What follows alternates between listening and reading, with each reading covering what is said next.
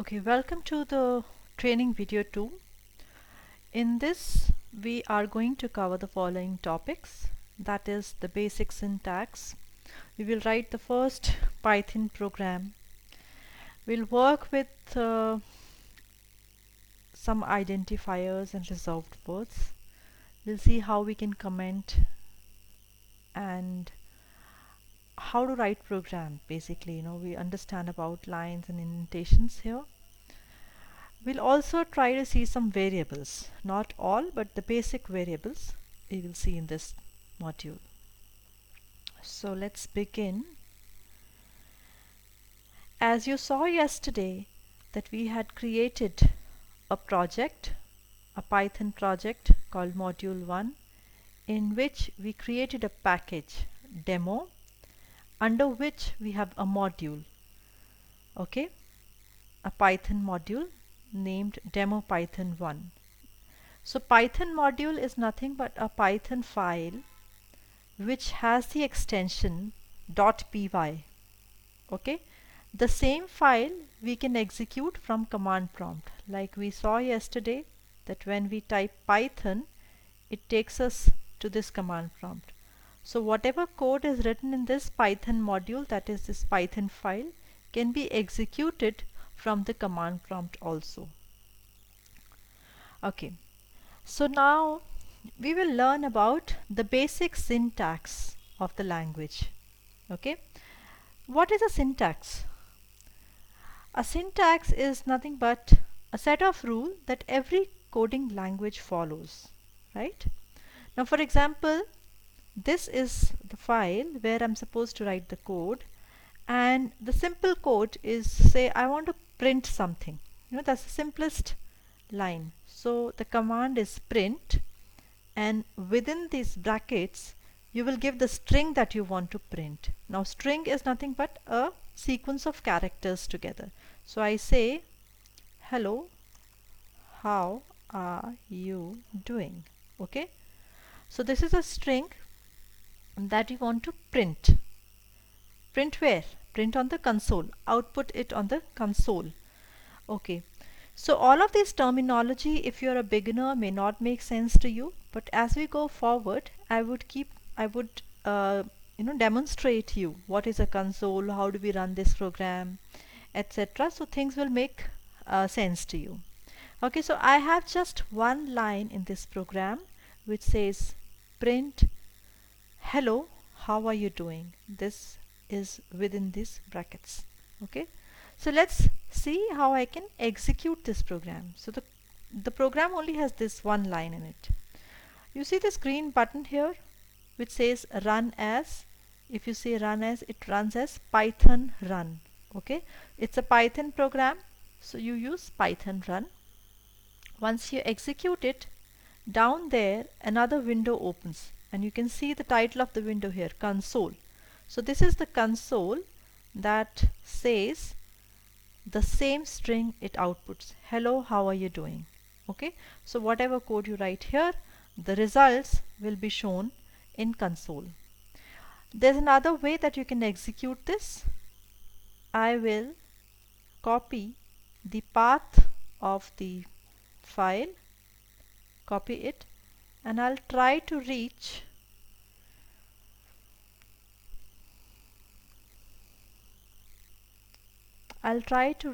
this path here, okay, so that I can access the file directly.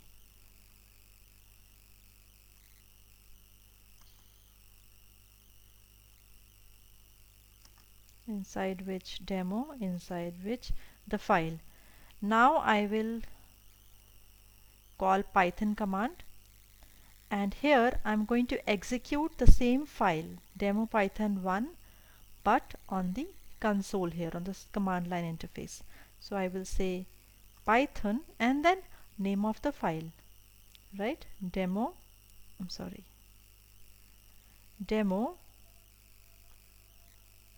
python.py. okay, Python 1. Name of the file is incorrect.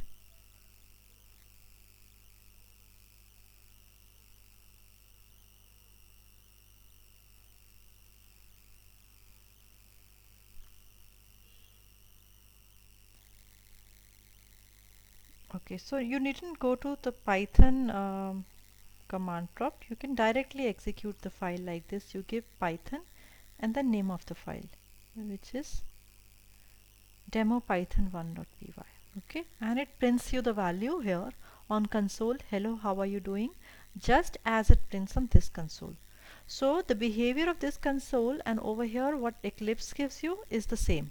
Okay, it's nothing different here. So let's stick to executing the files here on Eclipse rather than going on this command line interface, which is Windows CLI. Okay, so this is the basic, the very basic command.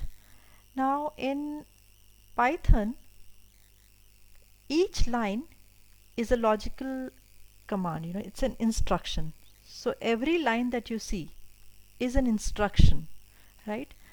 As in other programming languages, you would have seen that in C, in C++, in Java, every command, every line is ended by a semicolon. Okay, here you don't need that. You can just end the command with a new line. So as you press enter, automatically a new line character is inserted, and it means that the command is ended and now the next one. So suppose I want to print more such lines.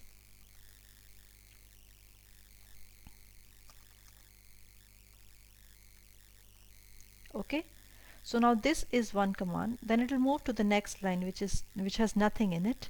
It will skip this, move to the next line. Okay, I'll right click and say run as. That's also another way of running it. Right click, run as, and Python run. Okay, so each of these lines is treated as one single command. Okay, this is one command, this is one command. So as I said, Python program is divided into a number of logical lines. Now suppose I break this line here. Okay, this is as it is. I break this line here. This is automatically going to show you a lexical error here. It says encountered this. Okay, the command hasn't ended. It was expecting a closing bracket. It hasn't ended, and we gave a new line character here.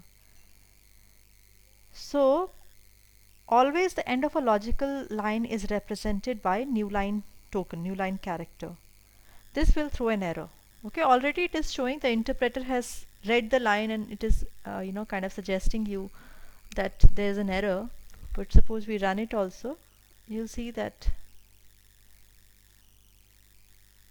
okay, end of line while scanning string little one. So after R here it has encountered an end of line. This is EOL is for end of line, that is new character, but the braces were not closed, so now it's fine. Okay, so you can see it interprets the program before we execute it, like line by line. It actually goes on checking the program. It does not need to compile it. It is interpreted language. Python is an interpreted language. So just above, as we saw that when we split this line across two, the error comes. Okay, now supposing we need a certain thing, suppose the string is too long in the program. Okay, there are many characters here, it's too long, it's spanning beyond the screen. How do we handle if we really want to handle such a thing? So you just give a slash here. In that case, it will assume that the next line is part of the same instruction. Okay, so there's no mandated semicolons to end the statement, just the new line. So this will treat as the next line as part of the same statement here, same instruction. Okay, this way you can split a statement over two or more lines, right? Every time you have to give a slash here.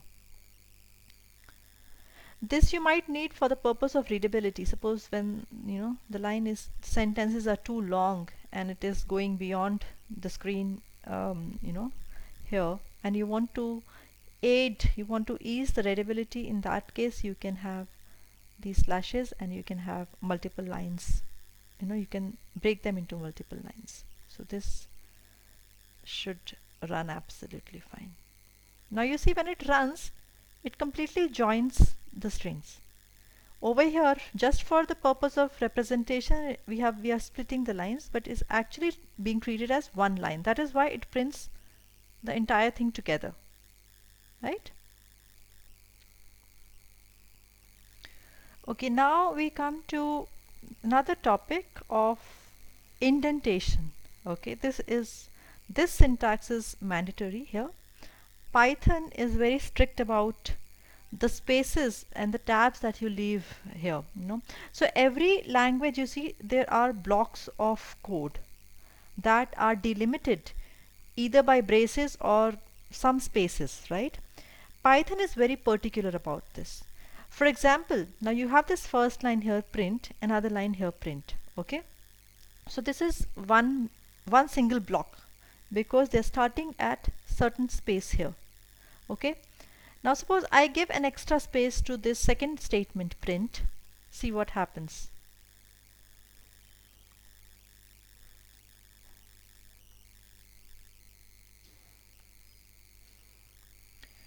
So just by adding an extra space in the beginning of second line, you see it shows bad indentation. There are two spaces.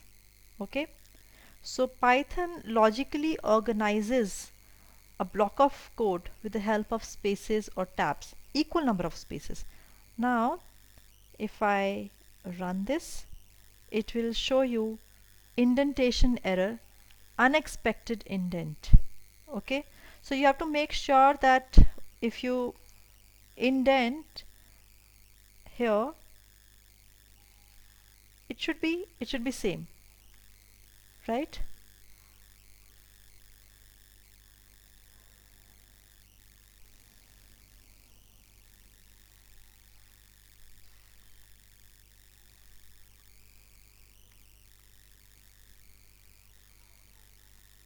So when you have another logical block coming, then you can provide some spaces or same number of tabs to separate a block of code. Okay, to delimit a block of code. You can indent using number of tabs or number of spaces or combination of both, but it has to match, right? So that's very important. Okay, what if you want to have multiple lines in one line? Okay, suppose these two print statements, print fine, and I want to have multiple statements on one line. Okay, then I can use semicolon here. Okay, so this is a valid syntax. Fine, you can have two statements in one line separated by a semicolon, although semicolons are not mandatory, but if you want to have them together, you can use them. It's a provision. Now coming to comments. How do you comment in Python? So there are two ways of commenting. First, you already are seeing. By default, when the file was created, you did see that it input some few lines on top about the file name, etc. So within the quotes, you can have multi-lines. Comments are important to describe what the code, the following block or the function is doing. So this is comment which describes about the next lines or block of code. Okay, so when you have multiple lines, you can use this way. So comments means they will be ignored by the interpreter. They will not be run. There is nothing in them to run. Even if you have a runnable statement, this can be executed otherwise, but since it is under this block of code, under this comment, it will not be executed. Okay, So I'm great, but I'm in comment block. Okay, so this shouldn't be executed. So whatever you have in comment is basically a description of what the code is doing, or some comment about the following code, but this will not be executed. Now suppose I have these 3 lines here and I don't want to print this particular line, so it's only one line, so I can comment it with this hash. Just as I put this hash symbol in front of the line, it turns gray, which means that this is not going to be executed. So which we can just check it again here. Okay, so this way it ignores the execution of this line, and this particular way of commenting we use to describe about the statements following. We can also use this to describe. This is to show dot dot dot. Okay, so both ways are possible to insert comments in your Python program. Alright, so next we will talk about variables. Okay, so as the name says, variables. So the name suggests that it is something that varies. Okay, what varies? A variable stores a value. Okay, and the value can vary. So it's like a variable is a container for value. Let me explain it diagrammatically to you. Okay, I have a variable called a. A is a name. It's like a container. Okay, and now container has to have some value in it, which we can use in the program. So I say a equals 8. Okay,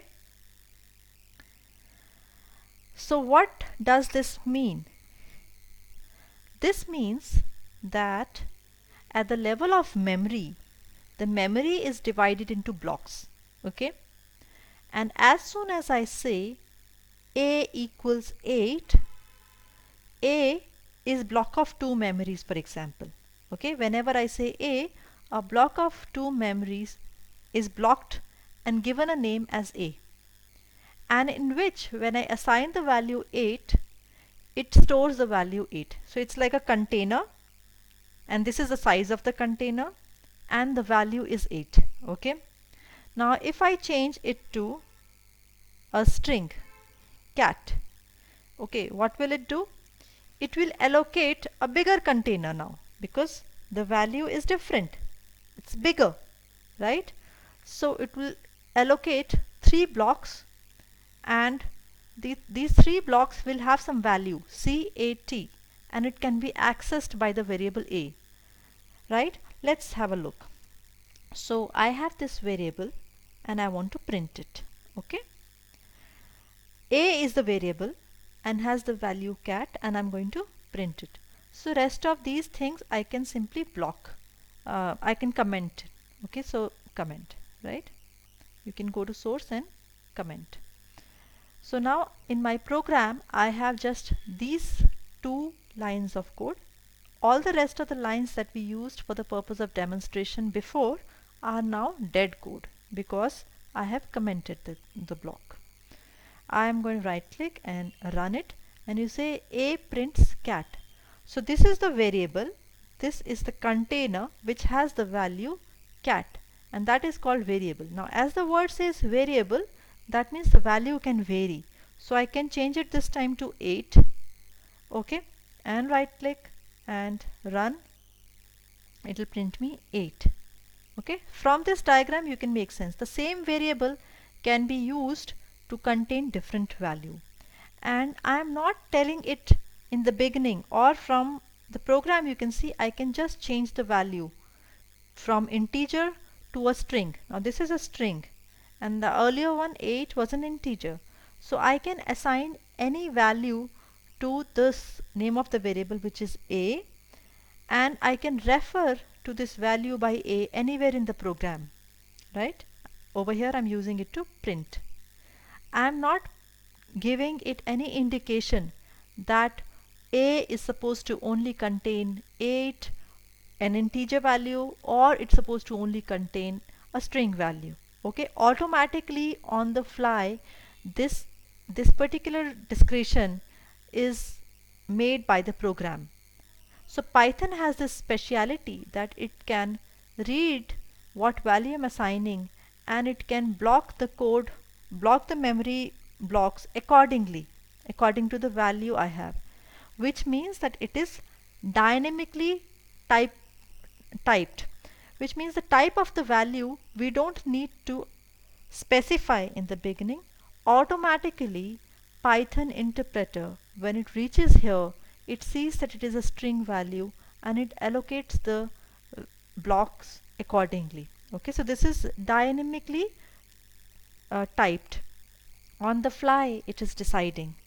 Okay, it's a very important term here, dynamically typed language, which Python is.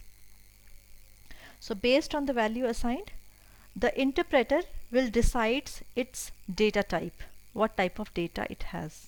Okay, and you can always store a different type in a variable, like just I showed.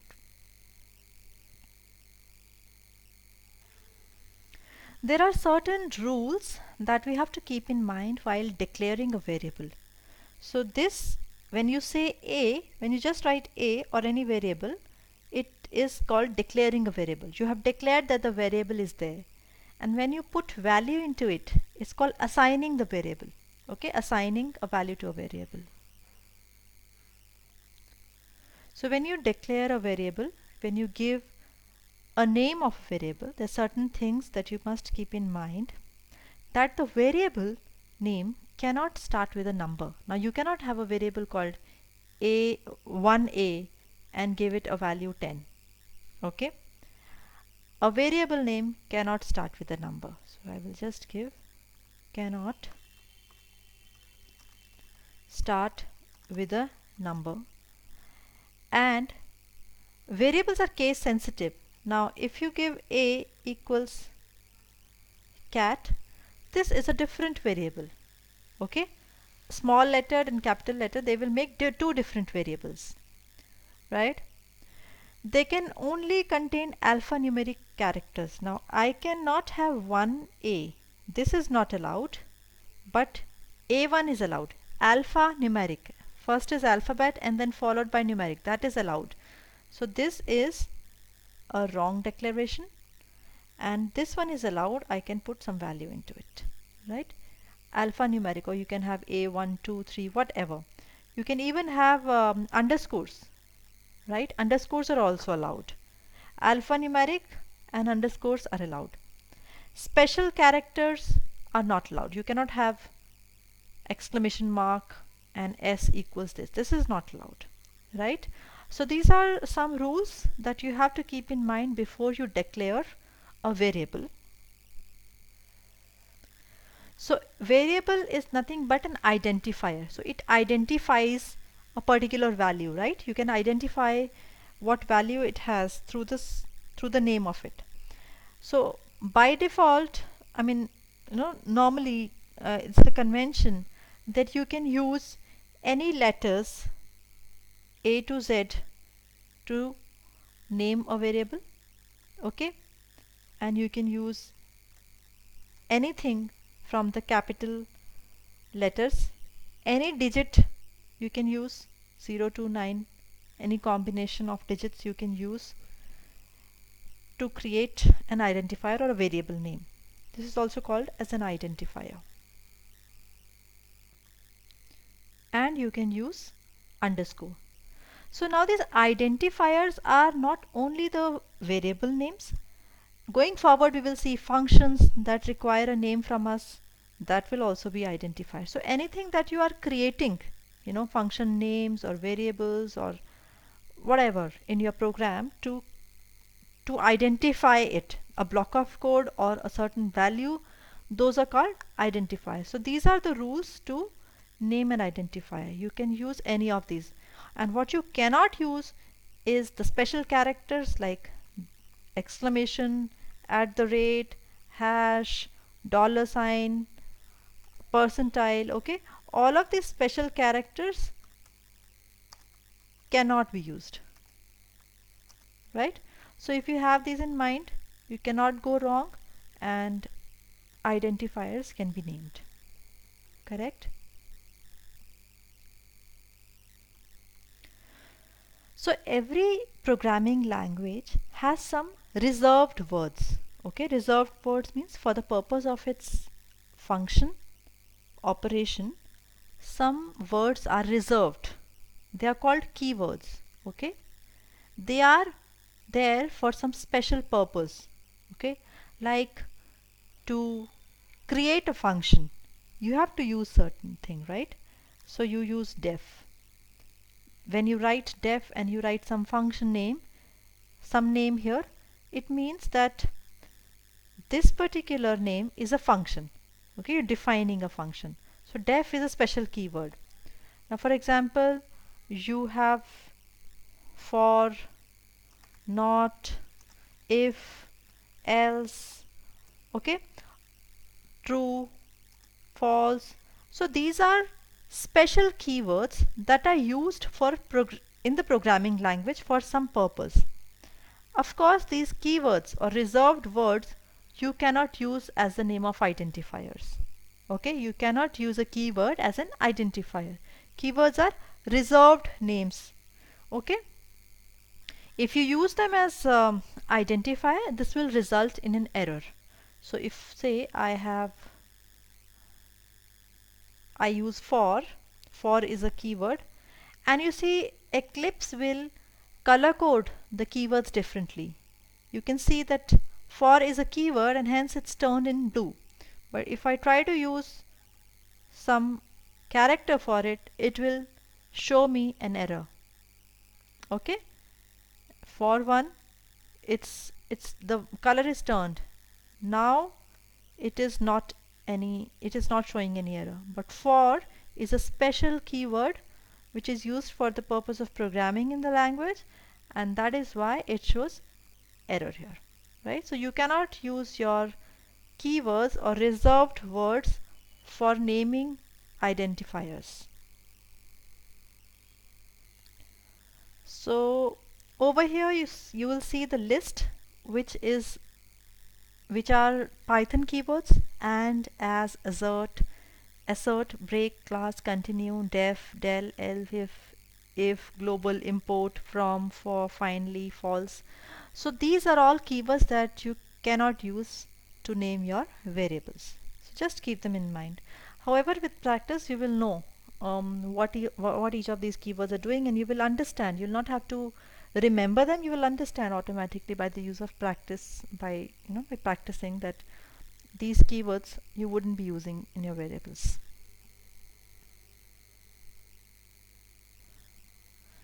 Alright, so we have seen variables. We have also seen how Python is a dynamically typed language, which means that when we declare a variable, and if whatever value I assign it to it, based on the value it will decide what data type it's holding, right?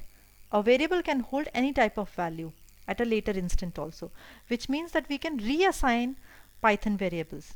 For example, I'll just show you reassignment of values. For example, I have a variable called fruit, and I put this string in it, orange, okay, and I print the variable fruit, right? At the later stage of the program, I can reassign the value in the variable fruit, the same variable. I can reassign the value, some new value, and then print it. Okay, so reassignment on the fly is possible, right? Automatically. I can even change the data type on the fly, right? So I can say 10 and print fruit. Since it is dynamically typed language, it will allow me to change the value from one type to another, from one type to another, from string to integer. I've been able to change the value. Python also has multiple assignment. Okay, in one line you can have two variables, for example this fruit, and I have another variable color. Okay, now I can assign multiple values in one line, and color yellow. Okay, which, okay, this,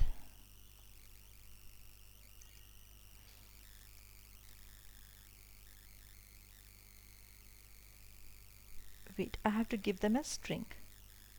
Okay, so fruit, the variable named fruit has string mango, and color has yellow.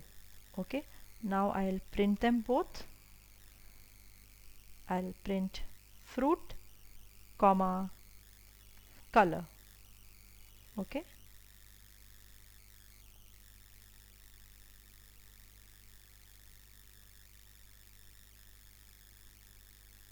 okay, maybe this is a reserved word, or maybe, wait, okay, let me change it to COLOUR and name differently.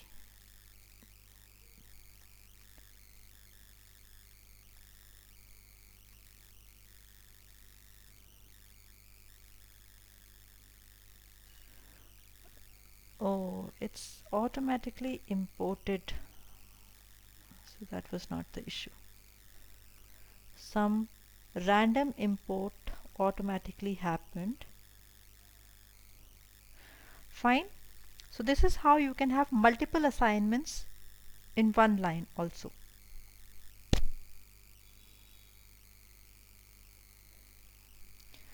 So in this multiple assignment, you saw that we are giving two different values. Fruit has one value and color has another value. You can also have multiple assignments with same value. For example, fruit and color, you want to give orange. Both are same. Okay, it's a string, so better you have to put them in quotes. And now same value can be assigned to different variables.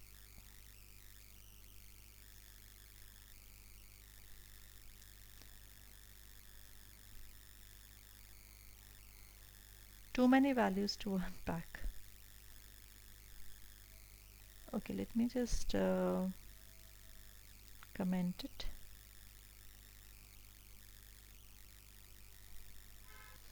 This looks like a deprecated feature now, because in version 2 it was available. Anyways, so we can just skip this part. We can stick to this having two values, two different values. So uncomment another time. Okay, so we'll skip that aspect. Cool. Okay, and let's see what else. So we've seen the basic syntax.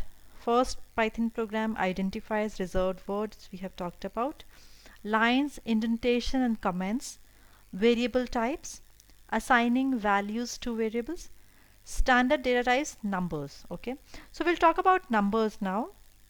So as you have seen that we created a variable and we gave any value, it is dynamically typed and it took that value, be it string or integer. Now we come to number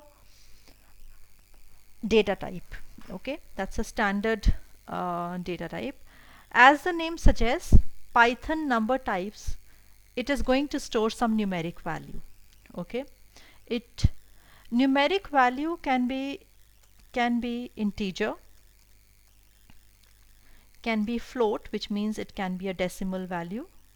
Okay, it can, I'll just comment it, otherwise it will treat it as a executable statement. Okay, it can be float, decimals, or there is one more special category of numbers that you might have read in your school times, complex numbers. Okay, that is supported by Python. Now you might not think of it as a you know, as something very practical to know, but then just for the purpose of maybe, knowledge or interviews, that complex numbers are, they fall under numeric number types in Python, and Python supports complex numbers, right? So we'll see one by one each of these number types. Now, if I say a equals 7, it is an integer, it will take the value. If I take 9999, it's a big integer, it will take this value. So it can take as big a number as the memory allows, right? That depends on the programming language. So whatever is the cap, it will just keep on taking that bigger number, right? So how do we know what a stores? What kind of value, what type of value a stores? So there is a function called type, and you say a, right? So when you type a, it will show you the type of the value it has. Sorry, I'm not printing it, no, so I have to print it to know it. Print type a.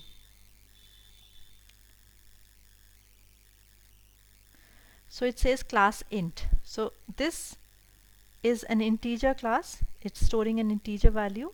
So it says the type of the value that it prints is integer, right? Similarly, I can store a float value, a decimal value. For example, a, I can reassign the value like we just spoke. So a 1.234 anything, okay, and then I can print a, and I can also print the type of a, right?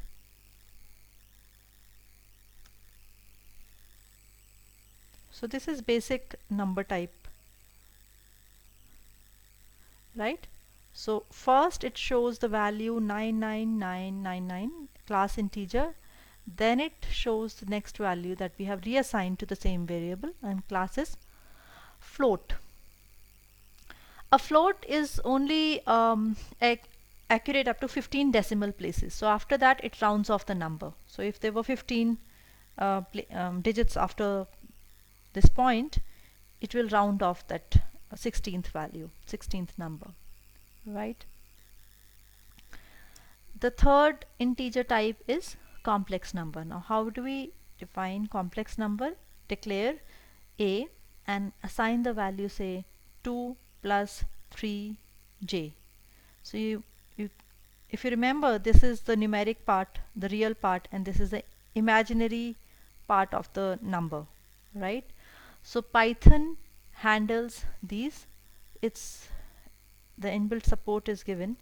If I want to add two numbers, say 3 plus 4j, they're two complex numbers. A and b are now two complex numbers, and I can say print a plus b, okay? So I'm adding these two numbers and I'm trying to print them, and then the type of a, right?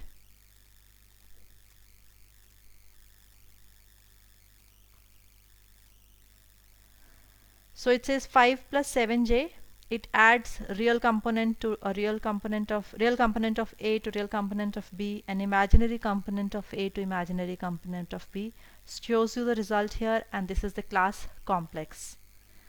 Okay, so there are three variations of number type: integer, float, and complex, that we have just seen, right? So that's it in this session, in this part. In further parts, we will cover more data types, more complex data types, which are data structures. Okay, so with this, I will end the session here. Thank you.